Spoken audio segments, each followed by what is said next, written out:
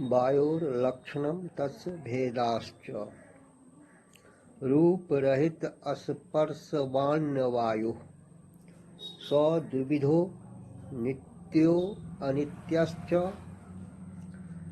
नित्यः प्रमाणरूपः अनित्यः कार्यरूपः सः पुनस्त्रिविधः शरीरेन्द्रिये विषय भेदात् शरीरं वायुलोके इंद्रियं स्पर्शग्राहकं त्वक् सर्वशरीरवर्ती भेदात् शरीरं वायुलोके इंद्रियं स्पर्शग्राहकं त्वक् सर्वशरीरवर्ती विषयो विक्षादिकंपन हेतु शरीरान्तः संचारी वायुः प्राणः स चैकोपि उपाधिभेदात् प्राणा अपानादि संज्ञा लभते।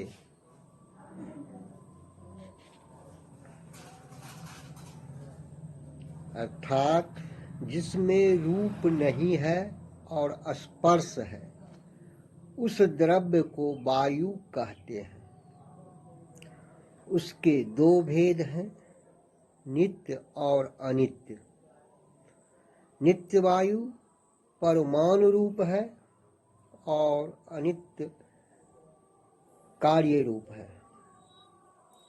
शरीर इंद्रिय और विषय के भेद से अनित्य वायु फिर 3 प्रकार का होता है।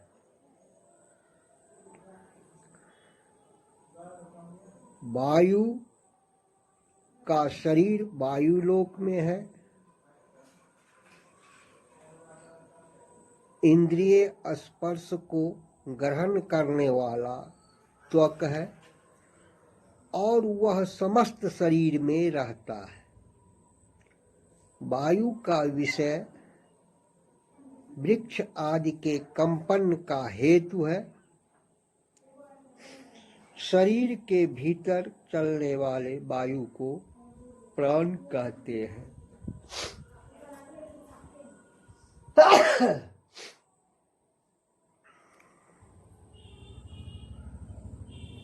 वह एक ही है, तथापि उपाधि भेद से प्राण, अपान, समान, उदान और व्यान इन नामों को प्राप्त करता है। जैसे हृदय प्राणो गुदे अपानः समानो नाभिमंडले उदानः कंठदेशस्थो व्यानः सर्वशरीरगः।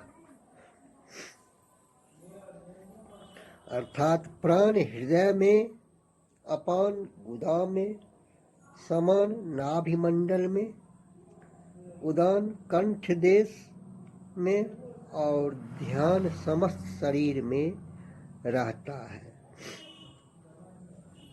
रूपेत घटादिवारणाय विशेषणम आकाशादिवारणाय विशेष्यम इंद्रियमिति चक्षुरादिवारणाय स्पर्शग्राहकमिति कालादौ अतिव्याप्तिवारणाय इंद्रियमिति वृक्षेत। आदिपदेन जलादिपरिग्रह शरीरांतरिति महाबादौ अतिव्याप्तिवारणाय विशेषणम मनः आदिवारणाय विशेष्यम धनंजय वारणाय संचारीति उपाधीत मुख नासिकाभ्याम निर्गमन प्रवेश नात प्राणः। जला देर धी नयनाद पानः भुक्त परिणाम माय जाठ रा नलस समुन्न नयनात् समानः अन्नादे रूर्ध्व नयनाद उदानः नाडीमुखेषु वितन्नाद्यानः इति क्रियारूपोपाधि भेदात् तथा व्यवह्रियत इत्यर्थः।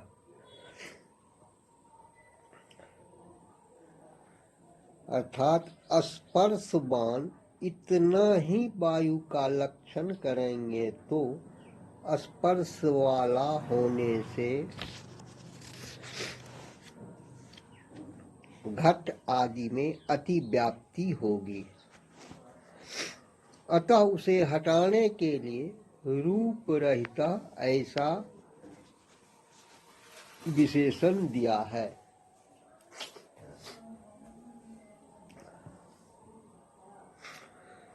सो घट आदि में रूप के रहने से अति व्याप्ति नहीं हुई। अब खाली रूप रहित इतना ही दे तो आकाश आदि में अति व्याप्ति होगी, क्योंकि आकाश आदि में रूप नहीं है, इसलिए स्पर्शवान ऐसा विशेष दल दिया है। सो आकाश में स्पर्श के न रहने से अति व्याप्ति नहीं हुई। अब केवल ग्राहकम लिखेंगे तो चक्षु आदि में अति व्याप्ति होगी, इसलिए स्पर्श ग्राहकम लिखा। स्पर्श को ग्रहण करने वाला इंद्रिय चक्षु नहीं त्वक है। स्पर्श ग्राहकम इतना ही लिखेंगे तो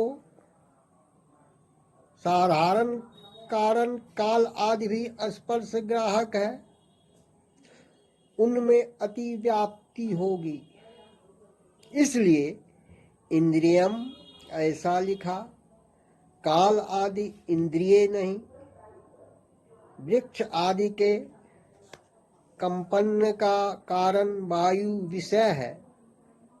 यहाँ पर आदि पद से जल आदि का भी ग्रहण होता है। खाली वायु प्राणः ऐसा लिखे तो महावायु आदि में अतिव्याप्ति होगी, इसलिए शरीरांतः संचारी ऐसा विशेषण दिया है। शरीर के भीतर संचरण करने वाला वायु प्राण है, महावायु नहीं है। अब शरीरांतः संचारी इतना ही लिखें तो मन आदि में अति व्याप्ति होगी। अतः उन्हें हटाने के लिए वायु ऐसा विशेष पद दिया है। मन आदि वायु नहीं है, संचारी यह पद नहीं देंगे तो धनंजय वायु में अति व्याप्ति होगी। शरीरांतः संचारी कहने से धनंजय वायु शरीर में है, पर उसके भीतर संचरण नहीं करता, अतः दोष नहीं है। प्राण एक है, उपाधियों के भेद से प्राण अपान आदि संज्ञा को प्राप्त करता है।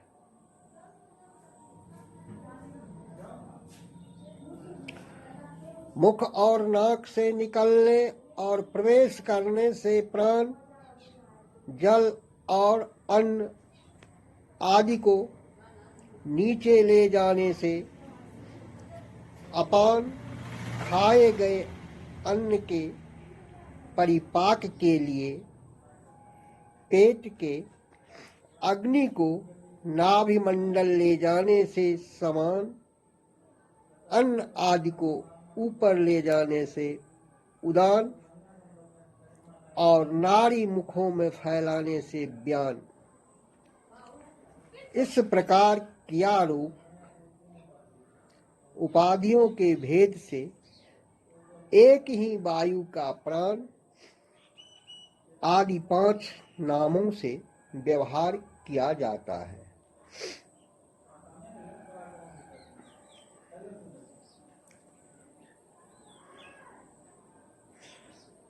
आकाश लक्षणम शब्द गुणकम आकाशम तच्चैकम विभु नित्यम च।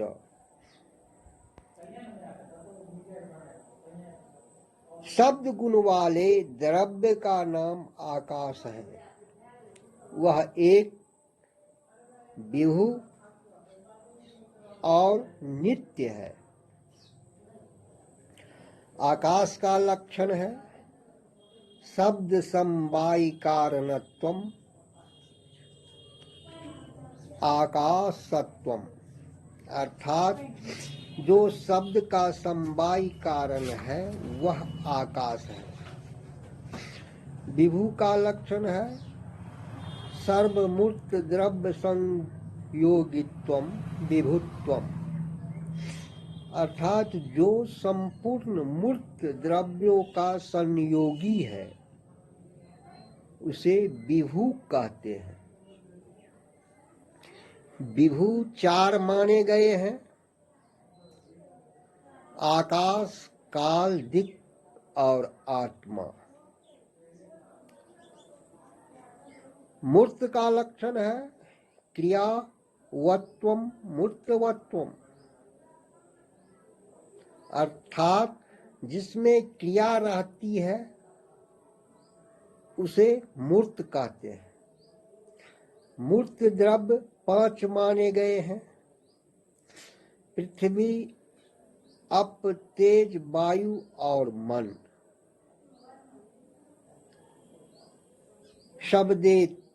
शब्दो गुणो यस्य तत्तथा असंभव वारणाय शब्द गुणो भयम।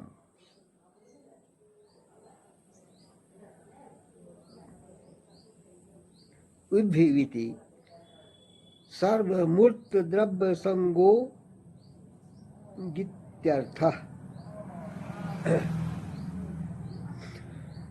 अर्थात केवल शब्द और केवल गुण पद देंगे तो लक्ष्य आकाश में शब्दत्व और गुणत्व धर्म के न रहने से असंभव नाम का लक्षण दोष आ जाता।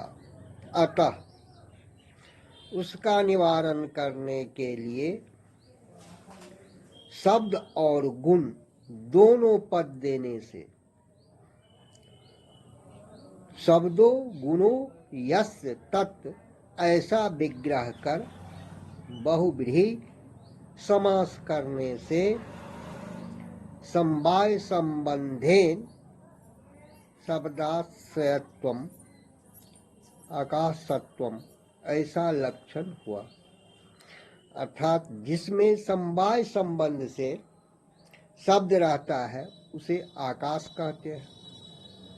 वह आकाश विभु अर्थात समस्त मूर्त द्रव्यों का संयोगी है। कालस्य लक्षणम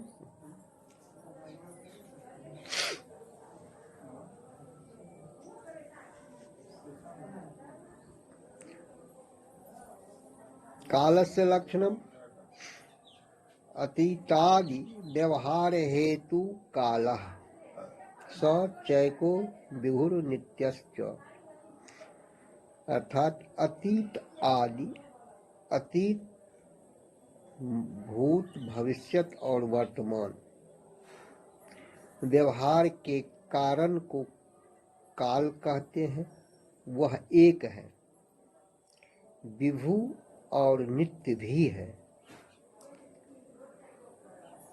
अब काल का निष्कृष्ट लक्षण करते हैं। विभुत्वे सति अतीतादि व्यवहारस्य निमित्त कारणत्वम कालत्वम, अर्थात विभु होकर जो अतीत आदि व्यवहार का निमित्त कारण है उसे काल कहते हैं। इस लक्षण में आकाश में और कंठ तालु आदि के अभिघात में अतिव्याप्ति नहीं जाती है।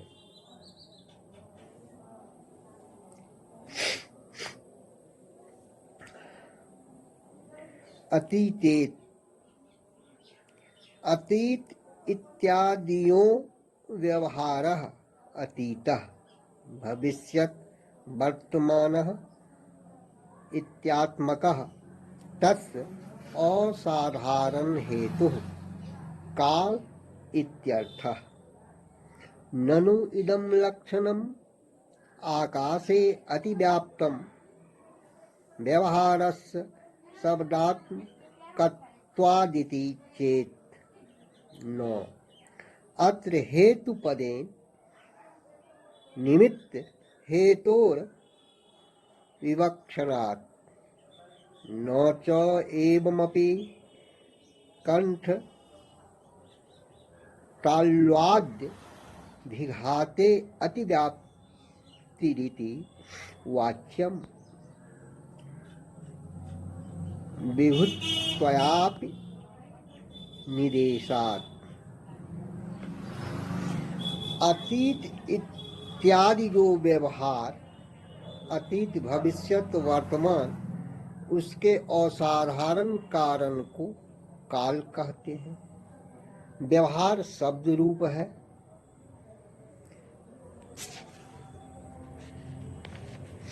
इस कारण इस लक्षण के आकाश में चले जाने से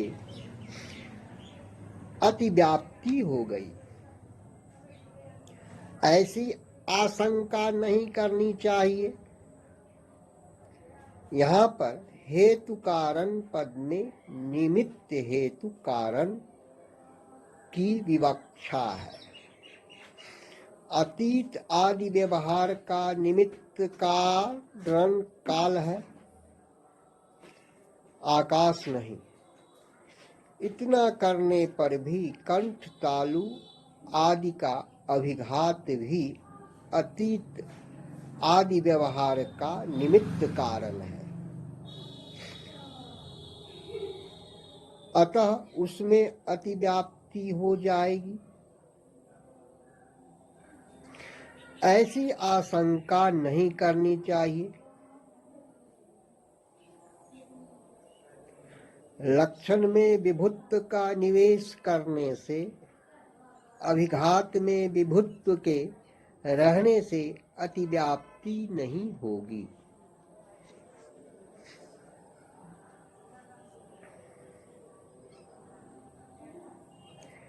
दिशो लक्षणम प्राच्यादि व्यवहार हेतुर्दिक् सा चैका नित्या विभि च, अर्थात प्राची पूर्व दिशा आदि व्यवहार के कारण को दिक् कहते हैं। वह एक है, नित्य और विभू भी है।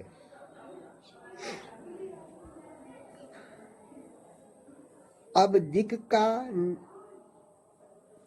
निर्दुष्ट लक्षण कर देते हैं। प्राच्यादि व्यवहारस्य असाधारण कारणत्वम दिक्कत्वम, अर्थात प्राची आदि व्यवहार के असाधारण कारण को दिक् कहते हैं।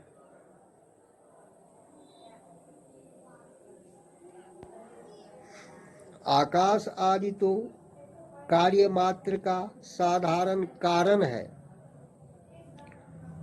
असाधारण कारण नहीं, अतः कोई दोष नहीं।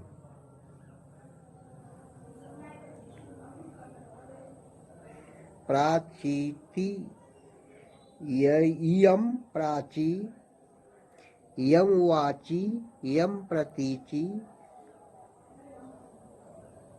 यम उदीची इत्यादि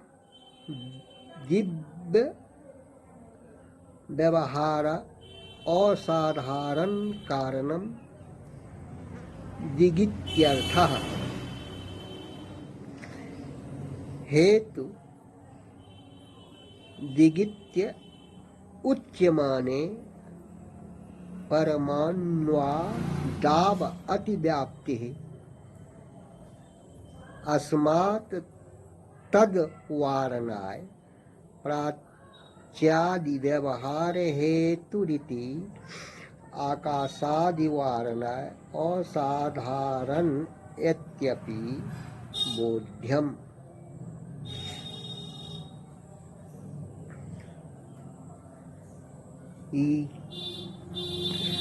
यह प्राची पूर्व दिशा, यह अवाची दक्षिण दिशा, यह प्रतीची पश्चिम दिशा और यह उदीची उत्तर दिशा इत्यादि व्यवहार के असाधारण कारण को दिक् कहते हैं। हेतुर्दिक् अर्थात हेतु दिशा है। ऐसा कहेंगे तो परमाणु आदि में अति व्याप्ति होगी।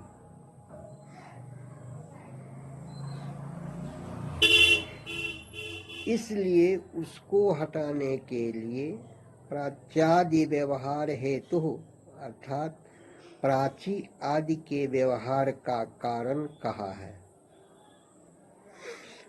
परमाणु प्राची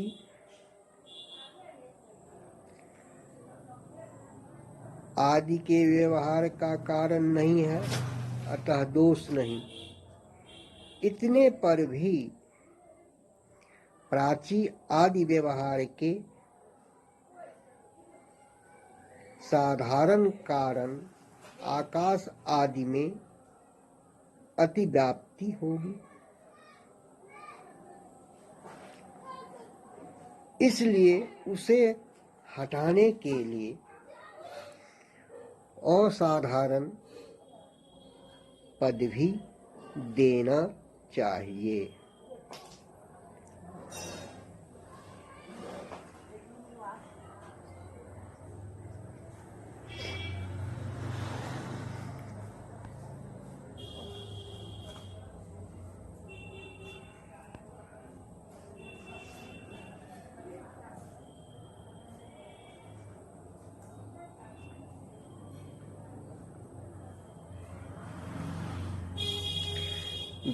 भेद पूर्वक मात्मनो लक्षण ज्ञानाधिकरणम आत्मा सद्विधो जीवात्मा परमात्मा च तत्रेश्वरः सर्वज्ञः परमात्मा एकेव जीवस्तु प्रतिशरीर भिन्नो विभुर्नित्यश्च। अर्थात ज्ञान के आश्रय को आत्मा कहते हैं। जीवात्मा और परमात्मा इस प्रकार से उसके दो भेद हैं। उनमें परमात्मा ईश्वर समर्थ और सर्वज्ञ सब कुछ जानने वाला एक ही है। जीव प्रत्येक शरीर में भिन्न विभु और नित्य भी है। ज्ञानेत भूतलादिवारणाय ज्ञानेत कालादिवारणाय संवायन इत्यपि देयम् ईश्वर इति समवाय संबंधेन नित्य ज्ञानवान ईश्वरः जीव इति सुखादि समवाय कारणम जीव इत्यर्थः। अर्थात अधिकरणम आत्मा अर्थात आश्रय को आत्मा कहते हैं। ऐसा लक्षण करेंगे तो घट आदि के आश्रय भूतल में अतिव्याप्ति होगी। अतः उसको हटाने के लिए ज्ञान पद का निवेश किया है। ज्ञान गुण का आश्रय आत्मा है, भूतल आदि नहीं। इतने पर भी ज्ञान का आश्रय काल आदि साधारण कारण भी है। उसमें अतिव्याप्ति हटाने के लिए समवाय संबंधेन ज्ञानाधिकरणत्वम आत्मत्वम, अर्थात समवाय संबंध से ज्ञान के आश्रय को आत्मा कहना चाहिए। ऐसा लक्षण करना चाहिए। समवाय संबंध से ज्ञान का आश्रय आत्मा है, साधारण कारण काल आदि नहीं। इस तरह दोष नहीं है। ईश्वर का लक्षण करते हैं।